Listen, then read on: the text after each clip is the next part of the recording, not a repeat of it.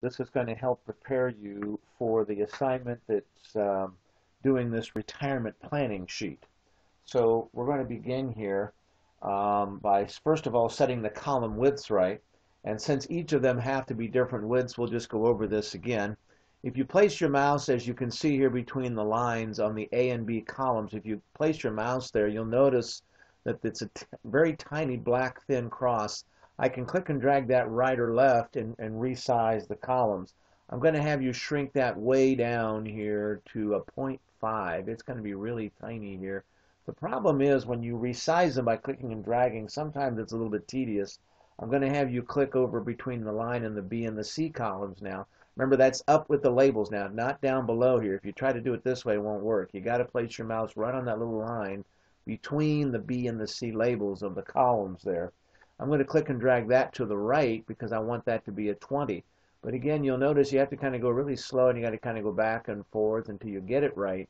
And it's actually easier. See how it's easier actually to click on the column and then to come over here under Format and then click Column Width and just type in what you want. And that way you don't have to sit there and play games. Just like in this case, I want column C to be 13 width, so we just type in the 13. Let me do that again on the rest of these.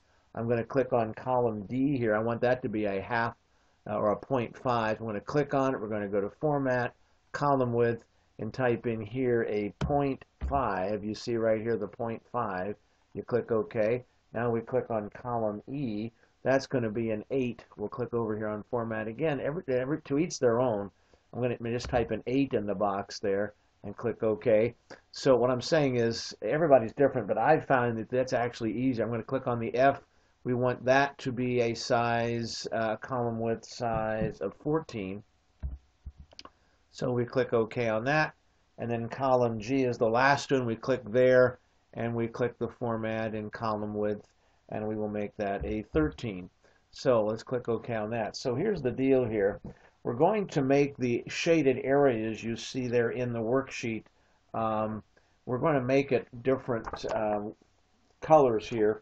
But to make it easier for you to find it, I'm just going to show you here. For example, we would like columns, or I should say cells B1 clear over to G1. We would like those to be what they call, let's see, we're calling that the neutral cell style. And remember, to do cell styles, we come up here to the little cell styles box up in the home ribbon, and then right here up in the top is neutral. Let's do that again, only this time we're going to select cells B3 down here to C13. We're going to go clear down to C13. We're going to do it again. We're going to go to Cell Styles and Neutral. And you'll see that's going to give us a certain kind of coloring for our labels and things. In our letters. Let's select here. We're going to go, in this case, from let's see, I guess that's E3 down to G14. So if you select that one more time, we're going to go into the cell styles, click neutral. So now we've created the neutral cell style, and now we're going to create some black borders and things. And again, the photo, there's a photo you'll see we're coming to with this. It'll be visible to you when you do this, but if you can't see the photo, it's okay. We're going to put some black borders now.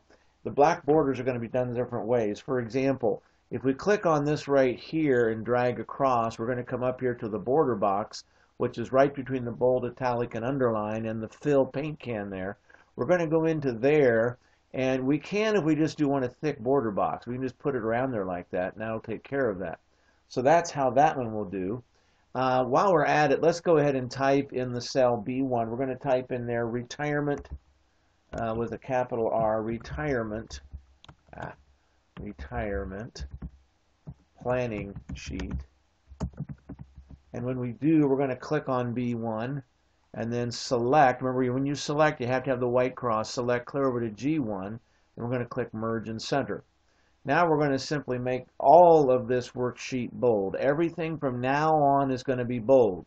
If we want to do that, the easiest way is to click right up here above the 1 here. I don't know if you can see where my mouse is, up here above the 1 and to the left of the A column.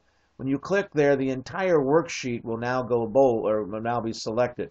So now if I click the bold, not only will it make my retirement planning sheet words bold, but everything henceforth will be bold. Now I'm going to just zoom in on this a little bit so you can see a little bit better. And that might make it easier for you to see what we're doing here. But anyway, that takes us to where we are right now. So the next thing we're going to do is we're going to put borders around here. Now this, if you see the picture of this on the homework, don't worry about it. It's going to kind of be a little bit deceiving here. But in order to get the borders around the entire area and going up the middle, here's the best way I recommend you do it. Step one, like we did a minute ago, we're going to have you select the cells. Just like we had you select them up here and then come in here and choose the border. Well, we're going to do a little different this time because we don't want one of the standard borders. Here we're going to select all of those.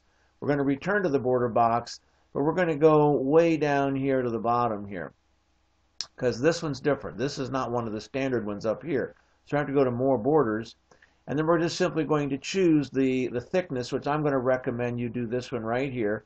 You can see it's 1, 2, 3, 4, it's 5 down in the style on the right. You're going to click on that. Then we're going to click the outline. And then we're going to click this one right here, which sends it up the middle. You don't want the inside, because that's going to have them going both ways. You don't want that. So if you want to turn that off, you see I can click right here on this middle one here and make it go. We don't want that. We just want it going up the middle, and then you simply click OK. Now we're going to go over and do the same thing here on these cells. So let's go in there. We're going to come up to the little border box again. We're going to do the more borders. Let's repeat that. Going to click the 5th border down. We're going to say outline it and up the middle again, and we click OK. But this time we're going to do something a little bit different. We would like these cells right here to also have borders all the way around them. Well, that's going to be kind of easy because now we can just go back in here and say do a thick box around that. So now we've got all the borders the way we want them here. And now we're going to start typing in the words. Now we already did the retirement planning sheet one there. And I'm going to raise the font on that just a little bit by clicking on the little up A here. I'm going to keep clicking that until we get it, I'm going to say right about there, I believe would probably do us. And that's about a size 22 of a font there. Then we're going to come over here to cell B3. We're going to type in their employee name. And these are just going to be the labels. We're going to do these for a few minutes. Then it's going to be annual salary and hit enter. The next one's going to be percent invested. Now what this is going to do is this is going to help you understand what they call the future value function. We'll get to that in a minute. This is going to be company, oopsie, going to be company match. And the next one is going to be annual return. The next one here is going to say years. The next will say monthly contributions. Oopsie, contributions, there we go. The next one is going to read employer, employee rather. Now you have to type employee and hit the delete key because it's going to want to put employee name. That's the autofill that it gives you, and sometimes that's helpful, but sometimes it's a pain. In that case, it was a pain. Down here we're going to type employer, and then we hit enter. And then the next to last is going to be total. And then the last one is going to be the future value. So now all we're doing is putting in labels here. Then we're going to come over here. We're going to type the word years. And then hit the right arrow key. And then we're going to come here and type the words future value. And then come to the right again. This is going to be employee. Then we have to do one of those Alt-Enters here. Alt-Enter will give me a new row in the same cell, if you remember, or it wraps, in other words. Then we're going to type the word investment. So now we're getting very close to what we're wanting this to look like. And then what I want you to do is to only select these here and make them black. Let's not do that for the retirement planning sheet words. We're going to just leave these down here selected. We're going to change those to black letters. Black letters are usually the easiest to read when you have any kind of contrast there. Now, we're going to type in here some data. But before we do, we're going to name the cells. And let me just show you again how to name cells. For example, I am in cell C3. I want to name that. I want to name it after the label to the left. You'll see why in just a minute. But if I click on cell C3, I can come up into this box here and change the address to say employee name. Now the problem with this is you cannot put spaces in there. I can put an underscore, but I can do the camel, back to back there and just remove the space.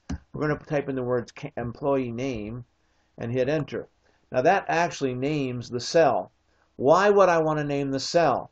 Well, for one reason, it also it makes that cell, it puts a bookmark on that cell. That's one reason. So if I click over here in cell A3, then I come up here to the box, I can click employee name and it jumps me right to it. Now that doesn't seem like a big deal, but if I have 100 sheets in this workbook, for example, if I click the plus sign right here, and then I come over here to another worksheet, I could have 100 worksheets in there, but the nice thing is I can always go back here and find that name cell reference and click on it. It takes me right to it. So that's one reason why we name cells. The other is if I have numbers in some of these, I can use those named cells as my reference. So I don't have to sit there and ask myself, okay, what was that A1? Was it A20? What, A4? What was it? Or B? You don't have to do that. You just simply type in the name of the cell, and it makes it easier to remember when you reference it. So now we're going to show you an easier way to name the cells. The slow way is the way I just showed you. If I go to C3, I click on that, I can just name it up here. But I want to name cell C4, I want to name it annual salary. I want to name C5, I want to name it percent investment. And so on. I want to name C6 company match, etc. Well, you see, it's going to take me a long time to do those individually. It would be easier to tell Microsoft, hey, use these names right here, to use those names and use them to name the cells over here then. So here's how we do it. This is the easy way. Step 1, select cell B4 and then select the cells to the right and down clear to cell C13. Now you got to do both. You have to select both the labels and the cells to the right.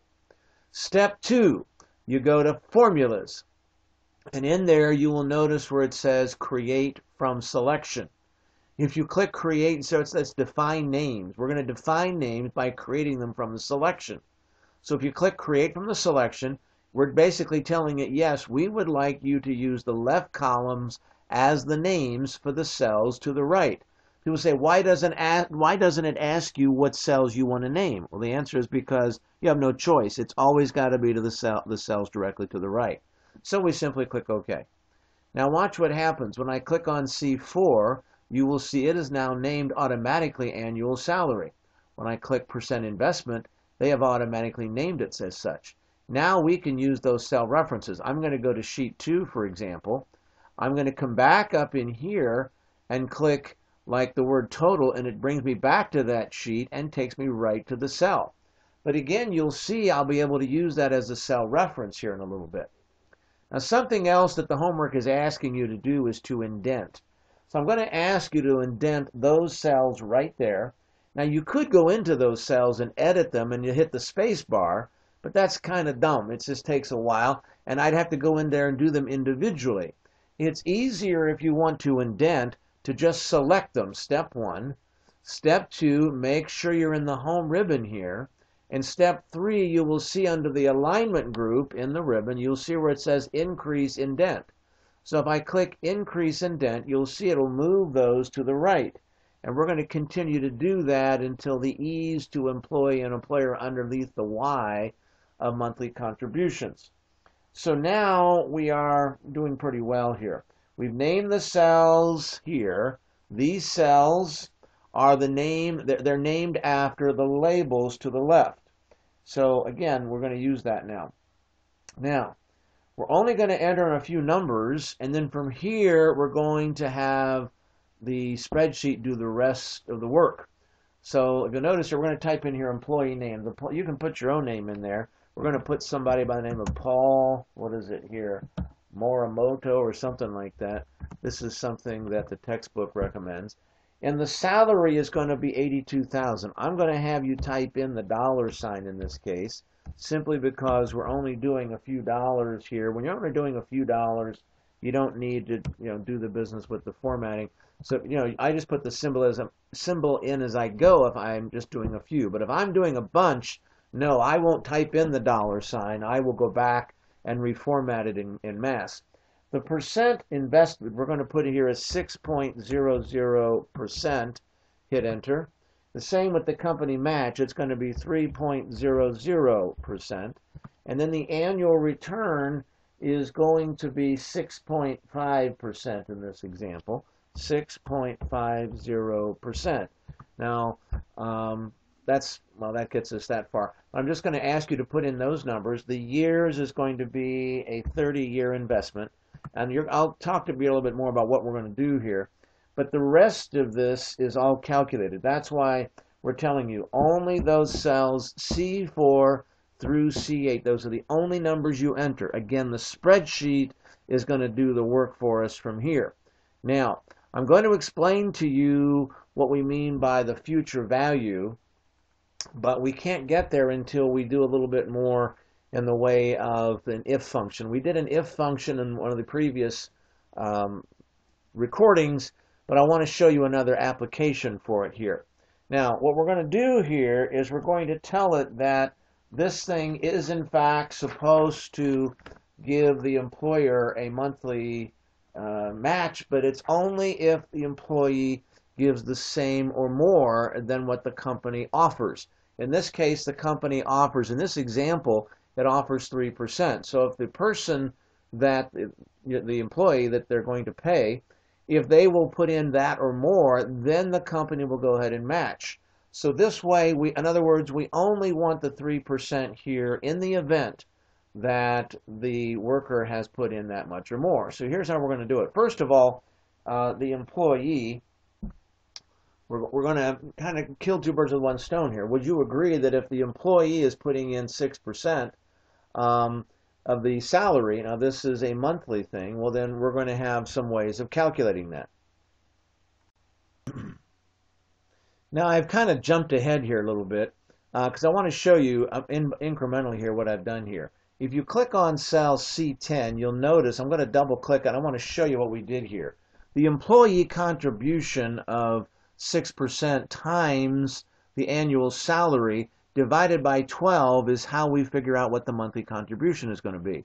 Now remember, we could put in here annual salary with the parentheses here on the left and the parentheses here on the right. We could do that if we want to, but it's not going to really help because it's always going to do the multiplication first. But anyway, we're simply taking the employee's monthly contributions that way. The salary times the percent invested by the employee divided by 12. Now again, it's there, but let me just show you. If I were to click on those, if I simply hit equal and then left parentheses and then click on the annual salary, you'll notice how it puts the name in there. That's my point. Well, you don't really have to click on it to do it. What if I'm in a whole other sheet? That's my point. So if I click equal and I can type in there annual, and then it will start to put the words there, and I just double click annual salary, puts it in there. So again, if I'm 2 or 3 sheets from here, all I got to do is remember the first few letters, and then I don't have to go hunting for the cell. So this is why we do this. So we're going to put it times, and then we're going to type in there PERC, percent investment. So I can just double click that and then do the /12. So we've done the employee contribution. But again, the employer is going to be a little more complicated because we're going to use the if function for that. So let me double click here and show you. We're saying if the percent investment by the employee, or percent investment, is greater than or equal to the company match, which in this case is 3%, well then we're going to take the annual salary times the company match and divide it by 12. Otherwise, you'll see at the very end of the if function, otherwise, if that is not the case, well then they get a 0. So if the employee does not put in a contribution at or the same as the company match, well then there will be no contribution or match by the company. So that's why it's doing that. In this case, then, we see that since the employee has put in more than the employer, well then in fact it will give us a 205. Now let's select those two, please. And well, actually let's not. Let's go ahead. Let's make that the same format as this one here. I want to show you the format painter. If you want this same $82,000 format with the $ floating with the size of the number, if you want that format applied here, rather than guessing what it is and all, what you can do is click on the format you want, step 1, and then double click the Format Painter up here in the clipboard group of the home ribbon. Just double click, and then when you bring your mouse down here, you can click and drag and select the 410 and the 205, and you will see that they will be the same as the annual salary. I'm going to have you come on down and click it here as well, and then hit escape. That way, when we do the total here, it will also come out with the same format. So if you click here now, we're going to get a sum of these two. This will be the monthly contribution for the employer and the employee. So to get the total, the easiest way is to simply click here on cell C12 and come up here to the auto sum, and we get a sum like we've done before in other assignments. So we hit enter. So 615 is the monthly contribution for this Paul Morimoto. Now the next thing is going to be the toughest thing we'll have done so far in this assignment, because this is going to show us how to do the future value. The future value is basically saying, if you put this much money aside each month, each year, whatever, how much will you have in your retirement 30 years from now? This is a very useful tool. If you're saving up for something, it's like, if I want to put my money into something, how much money will be left, how much will be there, I should say, if I want, in fact, to have that much money. So you'll get the idea here in just a few seconds. So let's use this example now. Let's suppose, again, we're going to put $615 a month aside. And we're expecting now an annual return. You'll notice not 6%, but 6.5%. Don't get those mixed up. We're expecting an annual return of 6.5% on that. Now, if in fact we do, how much money will Paul Morimoto have in his retirement waiting for him when he retires? Well, he'll have himself a nice little nest egg. How do we know? Because we use what we call the future value function. So the future value function is done like this. Click on cell C13, and it's going to be equal, and put a negative sign there. If you don't put a negative sign, Microsoft will put this red and in parentheses as though it is negative. We don't want that. So to get rid of their negative, you have to add a negative to the function, because two negatives make a positive. So it's equal negative FV, okay? Left parentheses, and we're going to put in here first, just like we do with the payment function, the first argument in the future value function is the rate of return, if you will, or the rate of interest per payment. Well, in this case, it's going to be an annual return of 6.5. I'm going to click on that, and you'll notice it puts the name of the cell there. We're going to divide by 12 since this is monthly. If we were doing it quarterly, we divide by 4. If we're only doing annually, you don't have to divide by anything, or you could divide by 1. The second argument is going to be the number of times they put it in there. Very similar to the number of years in the payment function we did earlier. So in this case, we're going to have years. Now again, I can type the word years. Another thing I could do is I could also hit the F3 key. The F3 key will also give me a list of all the named cells. I can scroll down and double click years. That'll pop it in there. Again, it's not much advantage here since we're in the same sheet. But again, if I'm 10 sheets away and I don't remember the names of these cells, that is a huge help. So then we're going to multiply that times 12, again, since this is monthly. Or again, if it was quarterly, it'd be times 4. Comma, the last thing is going to be the actual contribution, how much we actually pay in. Well, again, that is going to be the total. So if you type the word total there, you see, just start typing it there and it pops up here. And you hit enter. Now I'm going to hit enter. You notice I didn't put the right parentheses there, but normally it will put it there for you. But notice that this Paul Morimoto is going to have a healthy $680,299 in his retirement when he retires. Not bad. Of course, in this day and age, you probably need a little bit more than that if you're going to keep your lifestyle, but that's another story. Anyway, so now we have the first side of our worksheet. The next thing I'm going to show you how to do now is to use this data to figure out maybe how much you should have. We're going to use what they call goal seek. Now, goal seek is something you do in the exam. I don't know that you have to use it here. You will have to use it, I think, in one of the homeworks, but I know I am. Suppose Paul Morimoto feels that he is going to need $900,000 rather than $680,000. He wants to be almost a millionaire there. Let's just suppose, for argument's sake, that that's what he wants to do. So he needs to know how much more he should invest here. Now, this we're going to call goal seek. You can do the same thing with a monthly payment. In other words, if I want my monthly payment to be such, how much should my loan amount be? You can always do this. So step one to do goal seek. Step one, you click in the cell in question. In this case, the cell in question is how much our goal is. What is our goal? So you click on the cell with the formula. You can only do goal seek by putting this first part on a formula. You can't do it with a fixed number, like this up here with the salary. We just type that in. But you got to put this, your goal has to move or it has to change a formula. So step one, you click on the formula. Step two, you go to data up here in the ribbons. Then you're going to go clear over here to what if analysis. And if you're looking for goal seek, obviously you'd click goal seek.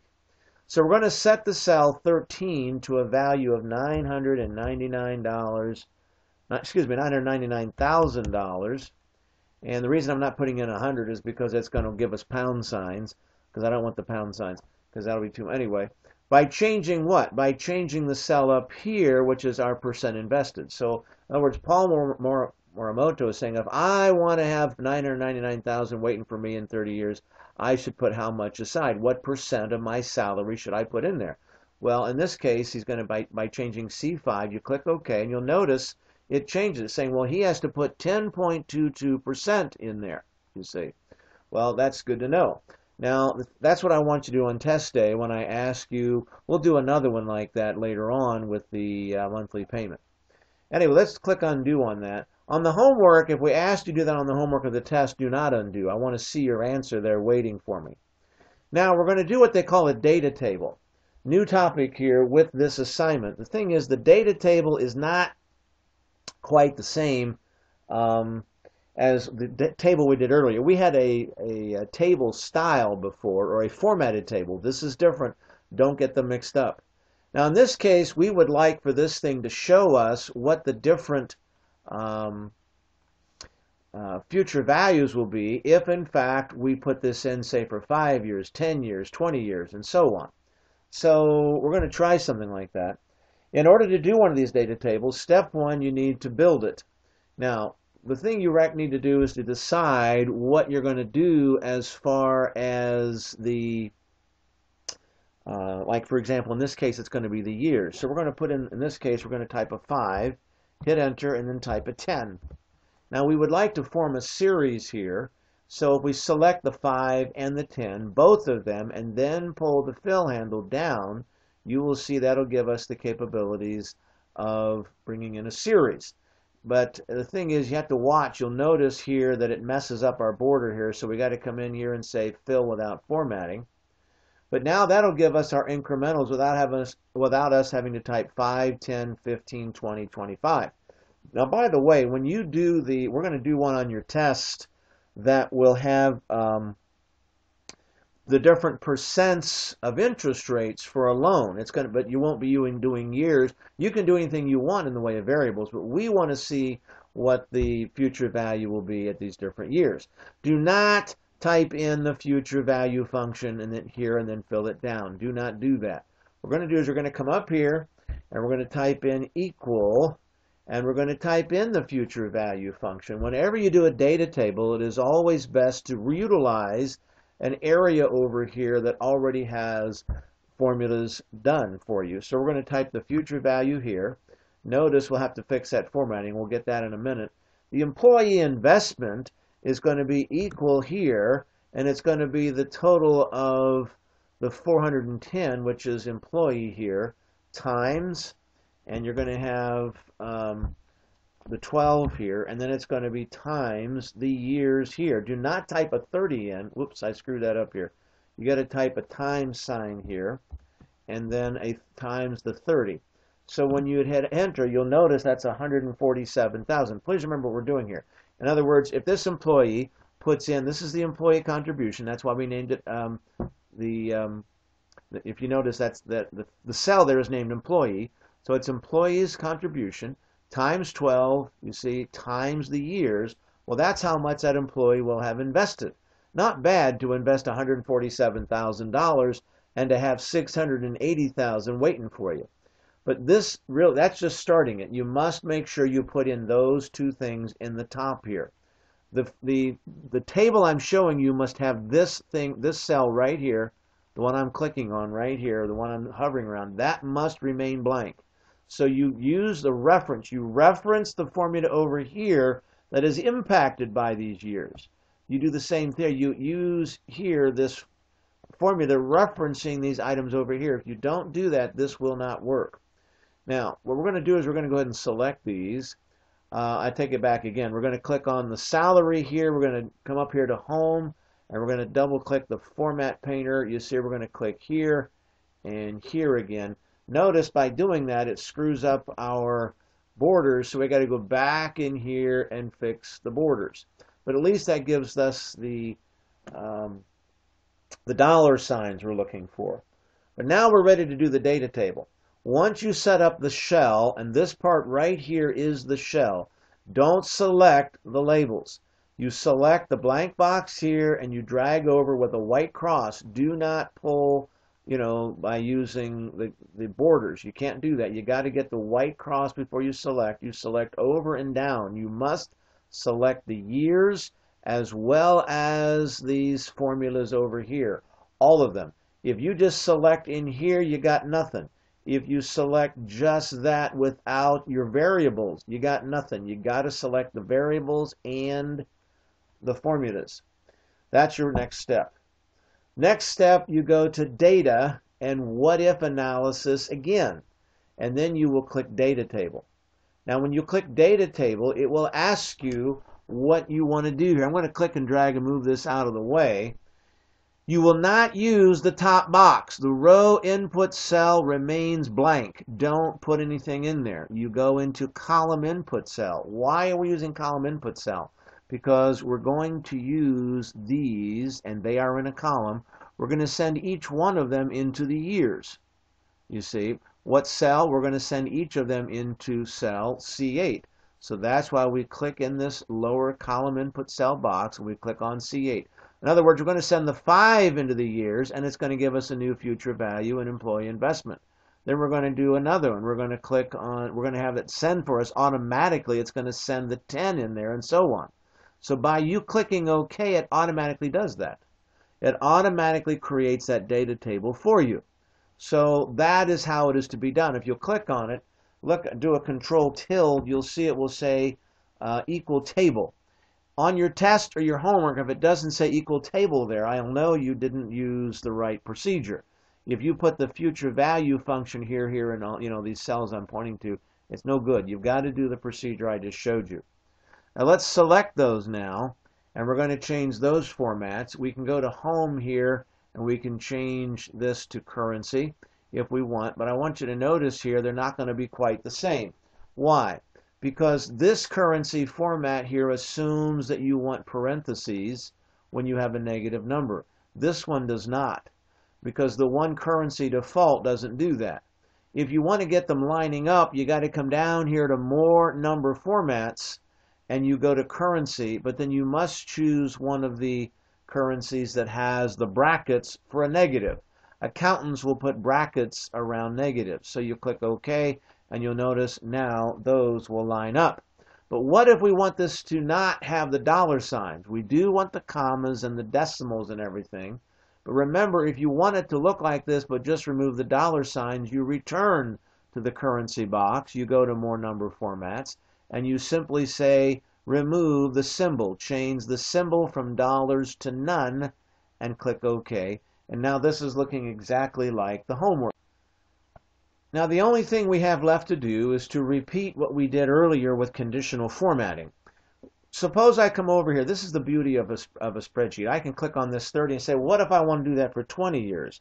I can type in the 20 and hit enter, and all those numbers will change, you see. The point I'm getting at, though, is when we change those, I'm going to undo that now. You'll notice that these numbers down here don't change, only these up top do. But what I want to do is to say, well, which one do we have here? What does this represent? Well, I say, well, look, if I change this to a 20, I want it to tell me that that should be the same as that. So we're going to use the conditional formatting just to make this a little more user-friendly for the user. So if we select cells E5 down to E13, we're going to say change those to red if the person using this spreadsheet changes these years to equal what we have here. So just watch me here now. Step 1, you select the cells in which you want to have conditional formatting. Obviously, step 2, we go to conditional formatting up here. Step 3, we click Highlight Cells Rules, and we're going to click Equal To. So if any one of those cells is equal to what the person has entered in C8, then we would like it to change the color over here. As you'll notice in the homework, we don't want any of those formats. You can use one if you want, but if we want to change that format, we click Custom Format. Then we come over here to the font, and we change the font to a white and a bold. And then we go to Fill, and we click Red here. Then you click OK, and you will notice that it changes the 30 to a red with white letters. And we click OK again.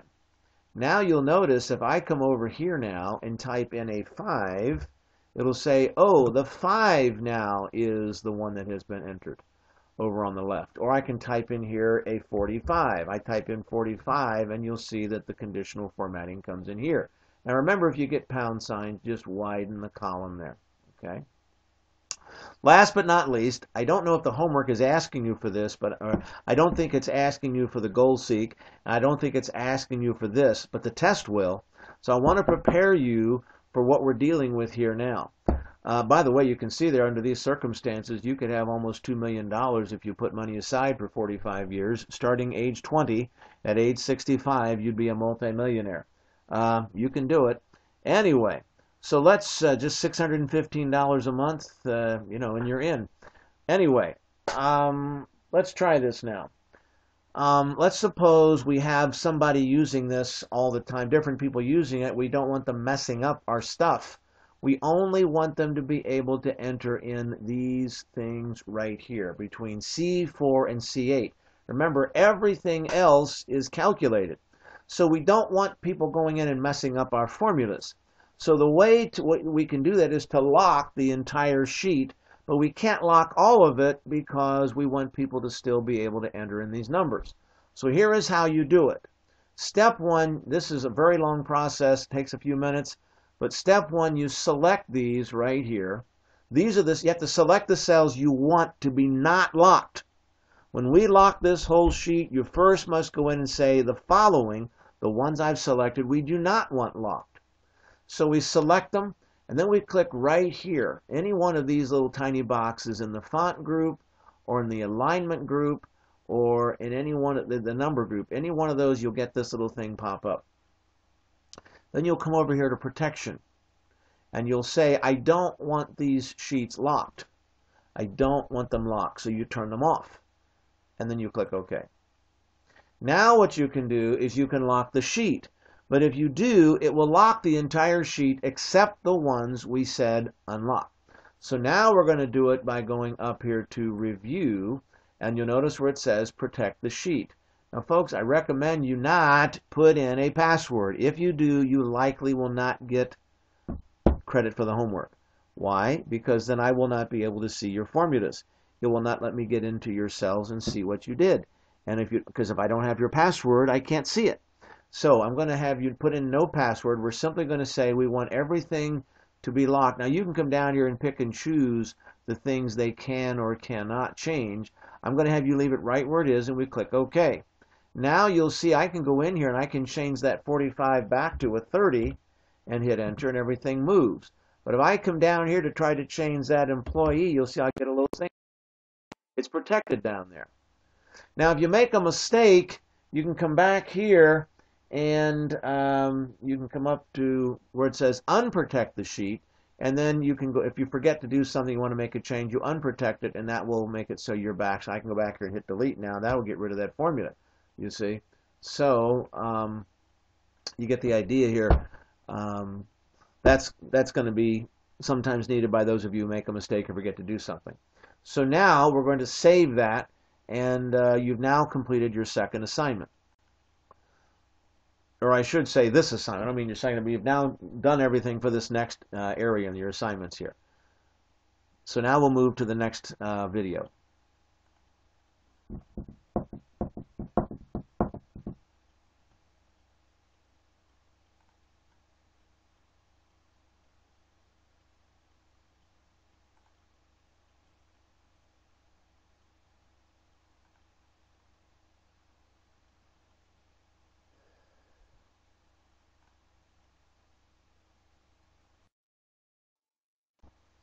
Come on, people. This could be something Microsoft could do.